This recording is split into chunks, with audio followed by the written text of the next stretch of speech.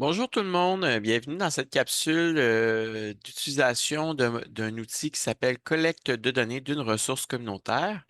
C'est un outil que j'ai créé pour faciliter la prise de notes pour les organismes et les ressources communautaires, autant pour les étudiants, les intervenants ou même pour un individu qui aimerait prendre les informations importantes d'un organisme communautaire. Donc, tout d'abord, veuillez prendre compte, prendre note.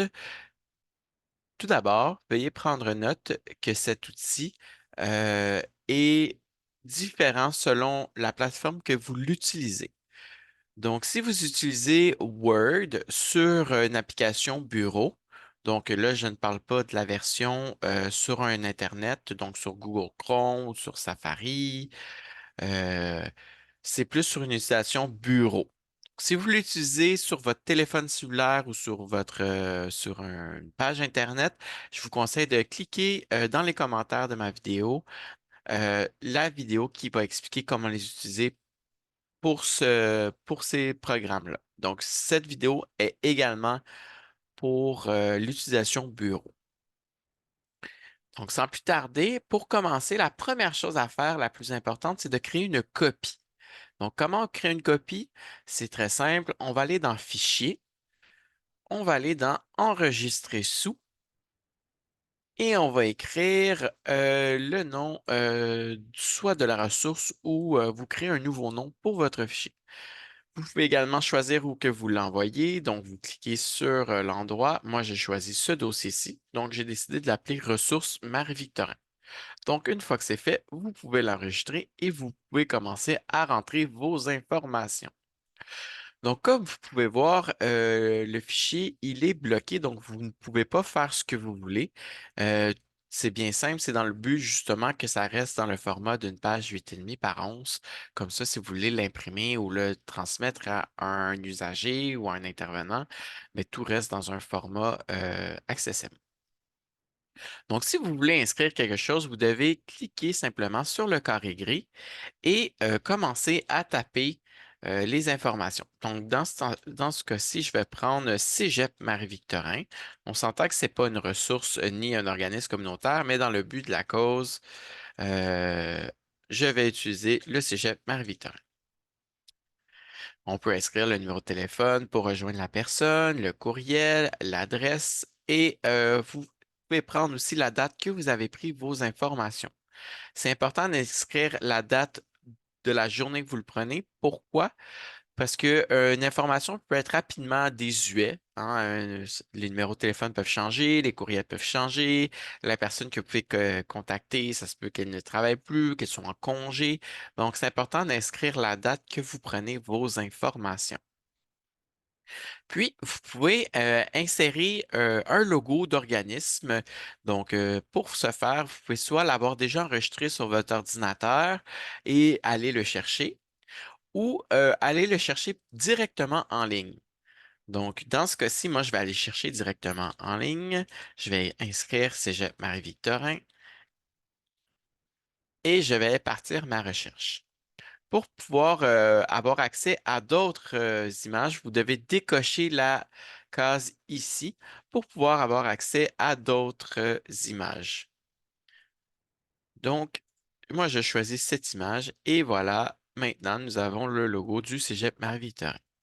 Vous pouvez maintenant inscrire le nom de la personne que vous rejoignez pour prendre vos informations. Donc, si vous avez parlé à personne, vous pouvez inscrire aucune personne contactée. Mais c'est important quand vous faites une référence personnalisée d'avoir au moins une personne que vous pouvez transmettre les informations pour votre client, ou patient, ou usager, ou membre. Donc, dans ce cas-ci, on va prendre l'enseignante Nancy Lemay avec qui j'ai fait ce document. Et sa fonction occupée, elle est enseignante à la technique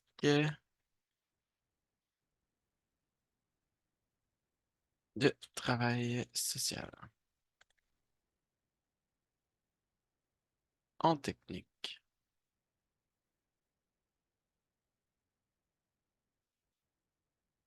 La section modalité Il va servir à inscrire toutes les conditions particulières pour que la personne, l'usager, le patient, le membre puisse utiliser la ressource. Donc, est-ce qu'il y a un critère d'âge, un critère de secteur, un critère de revenu? Donc, vous pouvez tout inscrire les informations ici. La région desservie, ben, à ce moment-là, vous inscrivez, vous choisissez, sélectionnez. Pour la région desservie, vous pouvez sélectionner la région que la ressource dessert. La mission, l'objectif, les activités services, ben, vous pouvez copier-coller carrément les informations que vous avez prises sur le site Internet ou lorsque vous parlez au téléphone avec la personne concernée. Origine historique, c'est une section que j'ai mis en couleur à part parce que il y a beaucoup d'informations qu'on peut retenir lorsqu'on prend en compte d'où vient l'organisme, la ressource, c'est quoi son histoire. Ça peut permettre de comprendre aussi la vision qu'elle prend aujourd'hui. Au niveau des membres, ben, comment on appelle les usagers de la ressource? Est-ce que c'est des membres, des clients, des patients, des usagers? Donc, vous pouvez l'inscrire ici. L'adhésion, ben, c'est comment on fait pour pouvoir faire partie de l'organisme. Donc, est-ce qu'on doit payer une cotisation? Est-ce qu'on doit participer à une certaine activité? Est-ce qu'on doit aller à une assemblée générale? Donc, voilà la section adhésion. Liste d'attente et capacité. On s'entend que un organisme a souvent une capacité maximale d'utilisateurs. Donc, est-ce que c'est un nombre de personnes? Est-ce que c'est un nombre de services? Donc, vous pouvez inscrire justement les limitations ici. Au niveau des regroupements, est-ce que l'organisme fait partie d'une table de concertation? Est-ce qu'il est en partenariat avec un autre organisme? Donc, vous pouvez inscrire cette information ici. Au niveau des observations, ben vous, en tant que professionnel intervenant, qu'est-ce que vous avez observé de pertinent que vous pouvez transmettre? Est-ce que la personne elle était chaleureuse? Est-ce que le milieu était convivial? Est-ce que c'est quelque chose qui donnait le goût de participer? Donc, vous pouvez inscrire vos observations. Et également une case commentaire. Donc, si jamais appelé entre telle heure et telle heure, ouvert les fins de semaine, vous pouvez inscrire des commentaires ici. Donc, voilà. Une fois que vous avez rempli toutes vos informations, ça pourrait ressembler à ça, par exemple. Donc, j'ai choisi un organisme auquel j'ai contribué au travers des années. Vous pouvez faire enregistrer. Donc, c'est important de enregistrer les modifications, sinon vous allez avoir tout perdu. Donc, voilà comment se servir de l'outil de collecte de données. Donc, si vous avez des questions, commentaires, vous pouvez les inscrire dans la section commentaires sur la vidéo. Donc, je vous souhaite une bonne utilisation de votre nouvel outil. Merci.